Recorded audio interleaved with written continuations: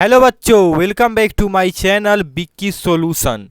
आज के इस वीडियो में हम आप लोगों को बताने वाले हैं क्लास 9th का चैप्टर नंबर फर्स्ट विज्ञान और मापन, साइंस एंड मेजरमेंट। इस चैप्टर के बारे में हम आज पढ़ेंगे डीपली। 9th क्लास का फुल डिटेल सीरीज अब चल रहा है, जो कि सबसे फर्स्ट में फिजिक्स का सीरीज चलेगा, जिसका प्लेलिस्ट एक बना करके रख दिया जाएगा प्लेलिस्ट सेक्शन में। उसमें आपका फिजिक्स, फिर केमिस्ट्री, फिर मैथ, फिर बायोलॉजी और अदर सारे सब्जेक्ट का उसमें मेंशन होगा, तो आप लोग जाकर के आराम से देख सकते हैं 9th क्लास का। तो चलिए हम इसको स्टार्ट करते हैं। सबसे फर्स्ट में हम देखते हैं विज्ञान यानी साइंस किसे कहते हैं। तो सावधानी पूर्वक और क्रमबद्ध तरीके से किए गए प्रयोगों और परीक्षणों द्वारा प्राप्त ज्ञान को ही विज्ञान कहते हैं। आप लोग स्क्रीन पर देख रहे होंगे, यहाँ पर विज्ञान का डिफिनेशन आप लोगों को शो हो रहा है। नेक्स्ट है विज्ञान की दो शाखाएं होती है, भौतिक विज्ञान यानी फिजिकल साइंस और सेकेंड जीव विज्ञान यानी लाइफ साइंस। अब हम देख लेते हैं भौतिक विज्ञान किसे कहते हैं यानी फिजिकल साइंस। भौतिक विज्ञान का संबंध निर्जीव पदार्थों और उनसे संबंधित घटनाओं से होता है। एंड नेक्स्ट है जीव विज्ञान लाइफ साइंस। जीव विज्ञान का संबंध सजीव पदार्थों और उनसे संबंधित घटनाओं से होता है। यहाँ पर भौतिक विज्ञान में संबंध निर्जीव पदार्थ यानी जो भी पदार्थ निर्जीव है, जिसमें जान नहीं है, उससे संबंधित कोई भी घटना हो तो वो भौतिक विज्ञान में हम पढ़ेंगे यानी फिजिकल साइंस में। और अगर संबंधित हो जीव विज्ञान से यानी सजीव पदार्थ में संबंधित हो, जिससे कि उसमें चलने फिरने की, सजीव पदार्थ किसे कहते हैं जो चल फिर सकता है अपने से, जो सांस ले सकता है, उसे सजीव बोलते हैं। हम लोग 6-7 क्लास में पढ़े थे। इसका भी सीरीज हम जल्द ही लाएंगे। यहाँ पर आप देख सकते हैं जीव विज्ञान हमेशा सजीव पदार्थों से संबंधित घटनाओं से होता है, यानी सजीव पदार्थों द्वारा कोई भी घटना है या फिर उसके बारे में जो अध्ययन किया जाता है वो जीव विज्ञान में किया जाता है। नेक्स्ट है जीव विज्ञान की दो शाखाएं होती है, यानी जीव विज्ञान जो सजीवों के बारे में अध्ययन किया जाता है उसकी दो शाखाएं होती है। कौन कौन सी होती है? वनस्पति विज्ञान यानी बॉटनी और फिर प्राणी विज्ञान यानी जूलॉजी। ये दोनों वनस्पति विज्ञान में आपको वनस्पति विज्ञान से आपको समझ में आ रहा होगा कि जिसमें पेड़ पौधों का अध्ययन किया जाए वो वनस्पति विज्ञान होगा, और इसमें प्राणी विज्ञान यानी प्राणी का अध्ययन किया जाए, जीव जंतु का अध्ययन किया जाए, वो प्राणी विज्ञान होगा। यहाँ पर आप देख सकते हैं वनस्पति विज्ञान यानी वैसा विज्ञान जिसमें पेड़ पौधों का अध्ययन किया जाए उसे वनस्पति विज्ञान कहते हैं। और नेक्स्ट है प्राणी विज्ञान यानी जूलॉजी, वैसा विज्ञान जिसमें जीव जंतु का अध्ययन किया जाता है उसे प्राणी विज्ञान कहते हैं।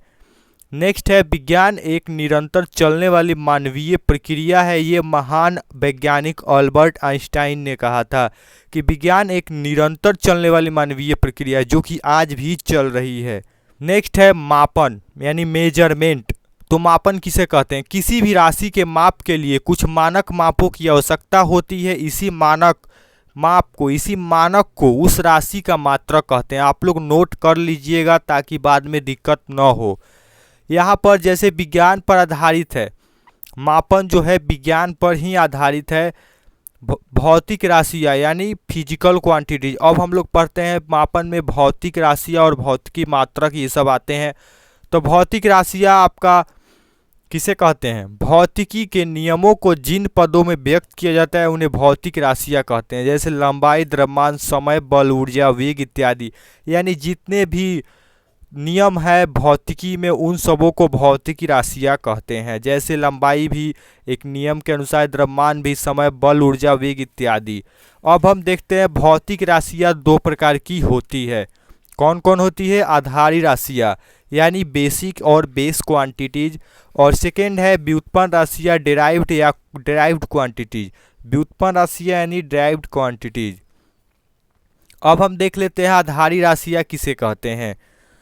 तो वैसी राशियाँ जो स्वतंत्र मानी जाती है उसे, जैसे लंबाई, द्रव्यमान, समय इत्यादि, वो आधारी राशियाँ कहलाती है।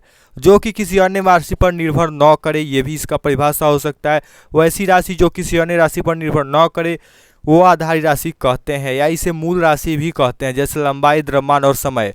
और ये राशियाँ 7 होती हैं, ठीक है। व्युत्पन्न राशियाँ डेराइव्ड क्वांटिटी।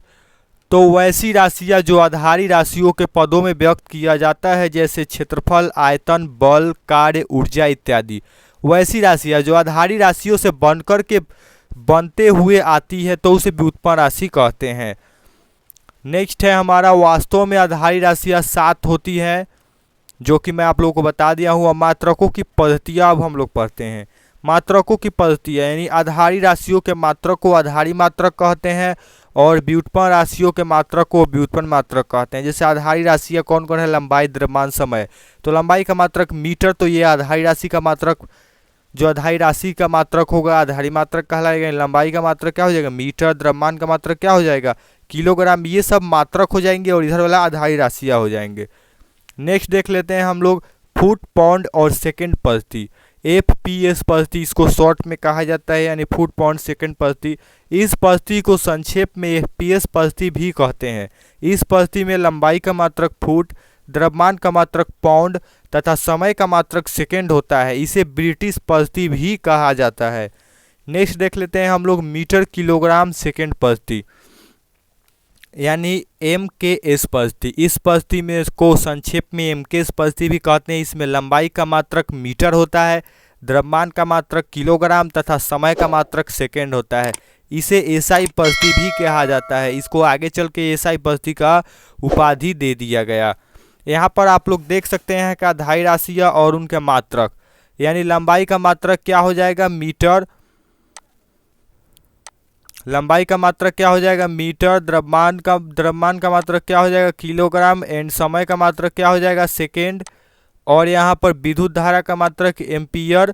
फिर से तापमान और ताप का मात्रक केल्विन। ज्योति तीव्रता का मात्रक कैंडेला। ये सब आप लोग याद कर लीजिएगा। और पदार्थों का परिणाम जो होता है मोल, यानी पदार्थों का परिणाम का मात्रक मोल होता है। इसको संकेताक्षर यहाँ पर दिया है। मीटर को M से डिनोट करते हैं और यहाँ पर kg को K और G से, बड़ा वाला K नहीं लिखते हैं यहाँ पर। सेकेंड को S से, एम्पियर को A से, फिर से केल्विन को K से और कैंडेला को CD से और मोल को MOL से डिनोट करते हैं। यहाँ पर आप लोग जान लीजिए कि मात्रकों की अंतर्राष्ट्रीय पद्धति में जो है 7 मात्रक टोटल हैं आधारी राशियों में, जो कि पहले 6 हुआ करते थे। तो कब 6 थे इसके बारे में हम अभी चर्चा कर देते हैं। देखिए, जब 11वीं तौल एवं माप के महासम्मेलन में लंबी परिचर्चाओं के बाद मात्रकों की एक नई अंतर्राष्ट्रीय पद्धति का आविर्भाव हुआ तो इसमें 6 आधारी मात्रकों को परिभाषित किया गया था, जो कि 1970 में संपन्न 14वीं तौल एवं माप के सम्मेलन में 7वां आधारी मात्रक मोल को जोड़ दिया गया। इससे यह नया पद्धति का नामकरण हुआ और इसे सिस्टम ऑफ इंटरनेशनल यूनिट कहा गया, जिसे SI पद्धति हम लोग SI मात्रक, SI पद्धति भी कहते हैं। ठीक, और यहाँ पर संपूरक मात्रक भी हैं जो कि समतल कोण, रेडियन और घन कोण, स्टेरेडियन के नाम से प्रचलित हैं। तो यहाँ पर अब हम देख लेते हैं उपसर्ग, क्योंकि कोई भी मानक उपसर्ग जो है प्रायः मापों को आधारी तथा व्युत्पन्न SI मात्रकों को व्यक्त करना सुविधाजनक नहीं होता।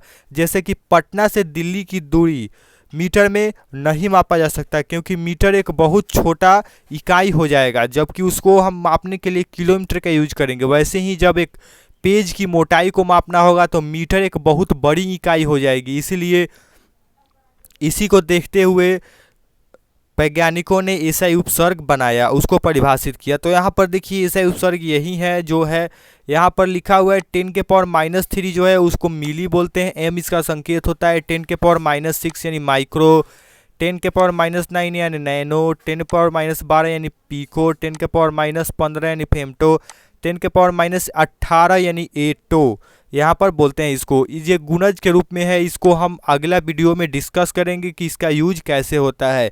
जैसे यहाँ पे लिखा होगा 1 मिलीमीटर बराबर कितना मीटर होता है, तो इसको डिफाइन करने के लिए 1 मिलीमीटर में कितना किलोमीटर होता है, इसको डिफाइन करने के लिए यहाँ पर आप देख सकते हैं कि पहले हम ये देख लेते हैं। गुणज में 10⁻³ रहेगा तो उसको किलो लिख सकते हैं, 10⁻6 रहेगा तो मेगा लिख सकते हैं, 10⁻9 रहेगा तो जीगा लिख सकते हैं, और 10 के पावर 12 रहेगा तो टेरा लिख सकते हैं, 10 के पावर 15 रहेगा तो पेटा, 10 के पावर 18 रहेगा तो हेक्सा लिख सकते हैं।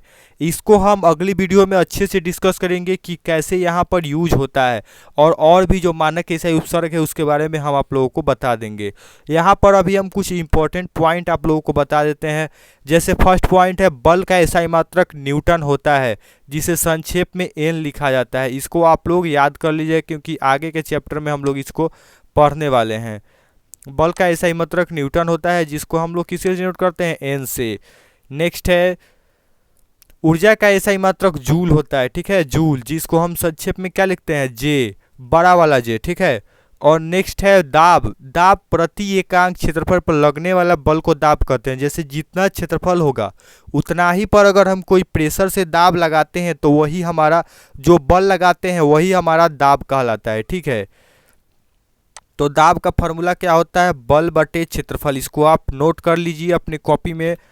एंड नेक्स्ट है दाब, दाब का एसआई मात्रक जो होता है न्यूटन वर्ग प्रति वर्ग मीटर होता है, या एनएम के पावर -2 हो सकता है, जिसे हम पास्कल भी कहते हैं। इसको पीए से डिनोट करते हैं। नेक्स्ट है, एक पास्कल बराबर होता है 1 न्यूटन प्रति मीटर स्क्वायर, यानी जो पास्कल का मात्रक होता है न्यूटन प्रति मीटर स्क्वायर, उसको हम लिख सकते हैं उसके साइड में, और उसको दोनों तो बराबर ही होता है तो दोनों को बराबर में लिख करके 1 लिख सकते हैं, ठीक है। नेक्स्ट है, गैसीय दाब के मापन का एक मात्रक एटमोस्फियर, यानी संकेत इसका एटीएम होता है। गैसीय दाब को मापने के लिए मात्र एक ही मात्रक है, एटीएम, एटमोस्फियर, ठीक है।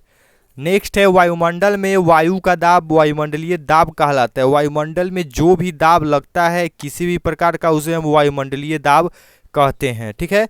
नेक्स्ट है, एक एटीएम बराबर होता है 1.013 गुने 10 के पावर 5 पास्कल, ठीक है।